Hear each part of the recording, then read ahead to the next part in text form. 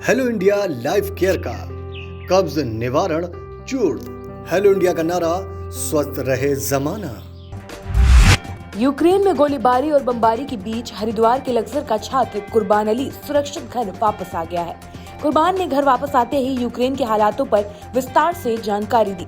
छात्र ने बताया कि इस समय यूक्रेन में हालात बहुत ही भयावह हैं। वहां पर बीते दिन के साथ हालात बिगड़ते जा रहे हैं। आगे छात्र ने बताया कि वो रोमानिया बॉर्डर से होते हुए आया है। अम्बेडकर नगर में 6वें चरण के मतदान किए जा रहे हैं। ऐसे में बसपा सांसद रितेश पांडे के पिता राकेश पांडे जलालपुर विधानसभा से समाजवादी पार्टी से मैदान में हैं, जबकि उनके चचेरे भाई प्रतीक पांडे कटेहरी विधानसभा से बसपा से चुनाव लड़ रहे हैं। सांसद रितेश पांडे ने कहा कि दोनों लोगों की अपनी व्यक्तिगत विचारधारा है। चुनाव प्रचार में न उतरने पर बसपा सांसद ने कहा कि उनकी जहां ड्यूटी लगी थी वे वहां थे। अम्बेडकर नगर से माय भारत के लिए अविनाश पटेल की रिपोर्ट। हरिद्वार की ज्वालापुर कोतवाली पुलिस ने ई रिक्शा चोरी करने के आरोपी को 24 घंटे के अंदर गिरफ्तार कर लिया है, जिसके बाद कोर्ट में पेशी के बाद आरोपी को जेल भेज दिया गया है। यूक्रेन में हो रहे हमले में कई भारतीय छात्र फंसे हुए हैं।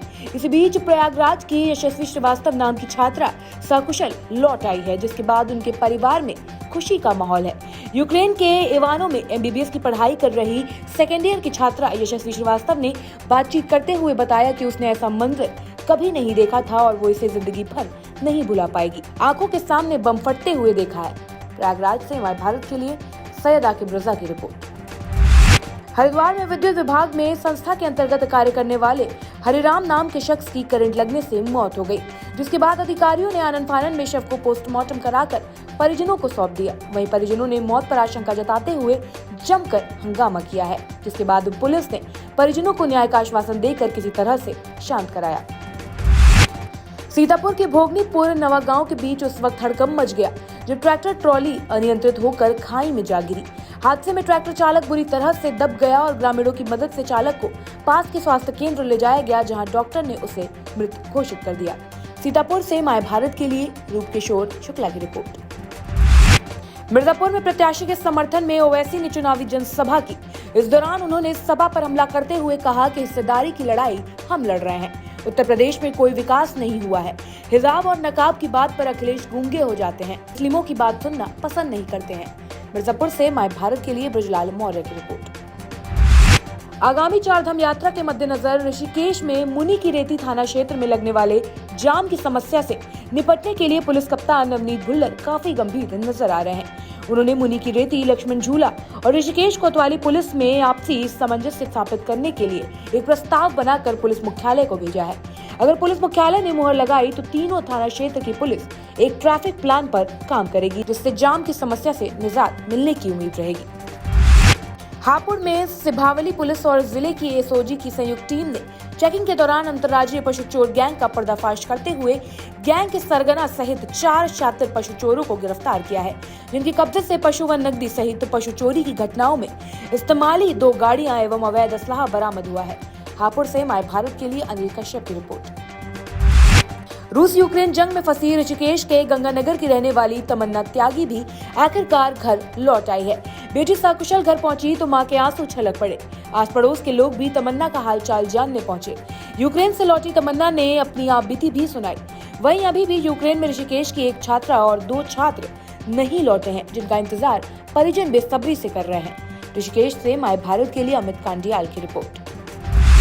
हरदोई के संडीला में प्राचीन सिद्धपीठ शीतला माता मंदिर में हर साल की तरह अमावस्या को मनाया जाने वाला 53वां दीपोत्सव मनाया गया, जिसमें हजारों की संख्या में श्रद्धालुओं ने सरोवर के किनारे बनी सीढ़ियों पर दीप प्रज्वलित किया और उत्सव मनाया, जिसके बाद मंदिर परिसर दीपों की रोशनी से जगमगा उठा।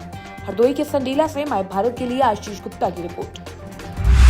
हरिद्वार में all India motor transport Congress के नेतृत्व में ट्रांसपोर्टरों ने टोल प्लाजा पर पहुंचकर अपनी मांगों को उठाते हुए सुबह लगभग 11 बजे ही धरना प्रदर्शन शुरू कर दिया। सूचना मिलते ही भगवानपुर पुलिस हरकत में आ गई और आचार संहिता का उल्लंघन होता देख मौके पर मौजूद ट्रांसपोर्टरों को हिरासत में लेकर थाने ले गई, जहां बाद में टोल कर्मी व ट्रांसपोर्ट के बीच वार्ता करने का थाना अध्यक्ष ने आश्वासन भी दिया।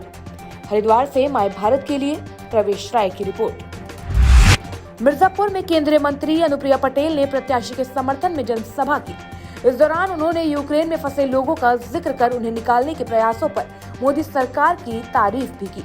मिर्जापुर से माय भारत के लिए ब्रजलाल मौर्य की रिपोर्ट। नैनीताल में पुलिस क्षेत्राधिकारी बलजीत सिंह ने कालाढूंगा थाने का वार्षिक निरीक्षण करते हुए फाइलें और सामान्य अवस्था को देखते हुए नाराजगी जाहिर की है। इसके अलावा सीओ ने आपराधिक रजिस्टर सहित अभिलेखों का बारीकी से निरीक्षण किया, साथ ही मालखाना समेत शस्त्र भी देखे, जिसके बाद उन्होंने कहा कि थाने को कबाड़खाना मत बनाइए। साथ ही उन्होंने सभी हिस्ट्री चीटरों की जानकारी लेते हुए उन पर कड़ी नजर रखने और क्षेत्रवासियों से आपसी तालमेल बनाए रखने के निर्देश दिए। नैनीताल से माय भारत के लिए जाहिद हबीबी की रिपोर्ट। फिरोजाबाद में शहंशाह हजरत फिरोज शाह अली का 2 दिवसीय उर्स मनाया गया। 1 मार्च को महफिल शमा कवाली का प्रोग्राम हुआ। 2 मार्च को सुबह 9 बजे गुलशरीफ की रस्म अदा की गई।